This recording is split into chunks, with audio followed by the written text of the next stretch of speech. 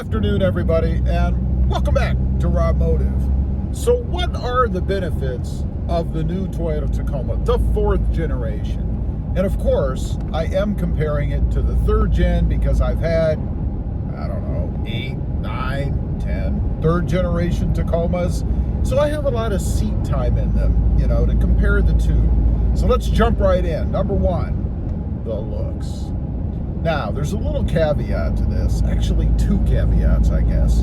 I'm not saying the 3rd generation looks better or worse. I'd put them about equal. They're both pretty darn good looking trucks. And the 4th gen can be even better looking when you simply add wheels and tires. Put a little bit of wheel poke, and I really think it needs that. And the reason is because the truck looks a little tall. I would say from the windows up because of the extra room they gave us. But once you add a little bit of wheel poke to it, kind of spread out the base a little bit, the proportions are awesome. The way that it should be, I think. Again, not saying the 3rd generation is a dog. It's certainly not.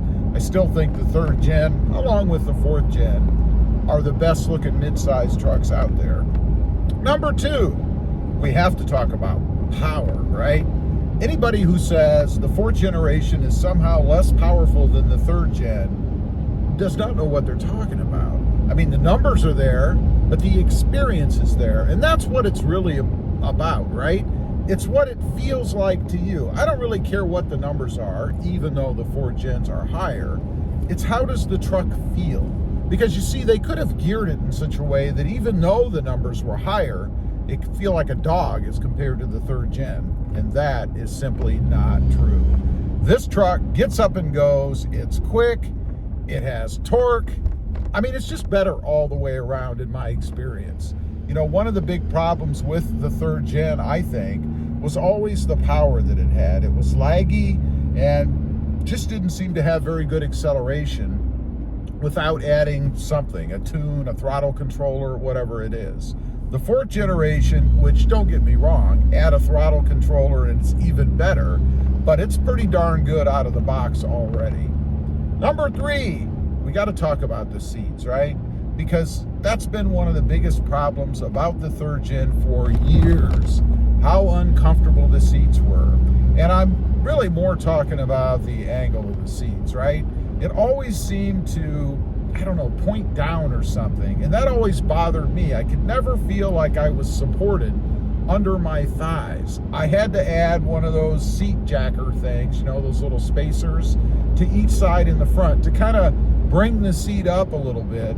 Not because of height. I mean, I'm a whopping 5'9.5". So it was never about height for me. It was about position of the seat. And since the Tacomas didn't really have any adjustment early on, I know the later ones do, you never really could get it the way that you wanted. Not so in the 4th gen.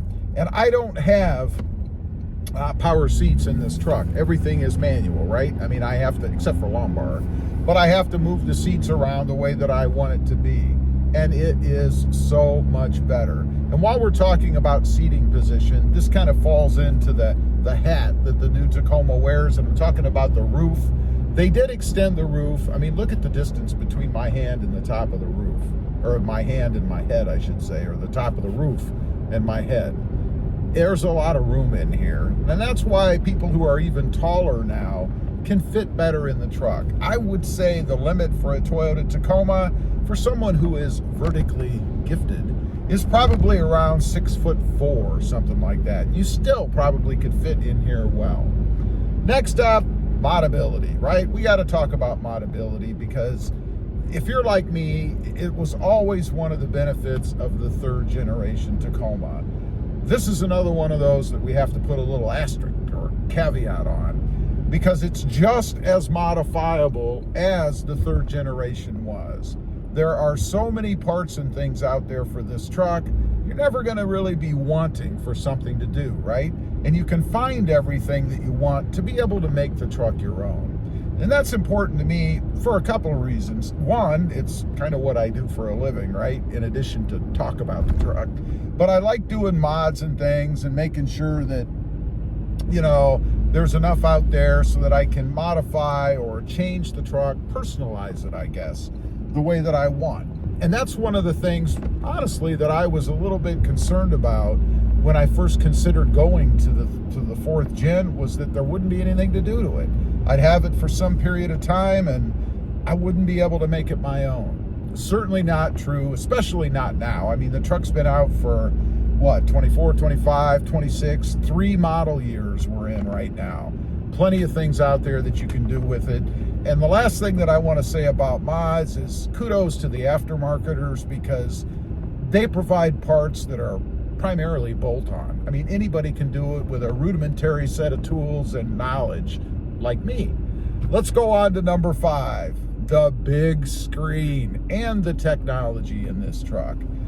How anybody could say that the third gen is better, I don't know. We have this nice big screen, and you do have the option for a smaller one if for some reason, and I know there are people out there, you don't like the big screen, but I love it. I think it's awesome. The tech in this truck, from the screen to that gauge cluster where we have so many things to change, I guess, that it's confusing to use until you really get to know it, makes it awesome. I love the digital gauge cluster, the way that they made it so you can even change the looks of the dials and things to be the way that you want it. Love all of that stuff. I've never had any issues other than the phone. I think Toyota does let us down when it comes to phone connectivity in this truck. There are many people who will attest to that.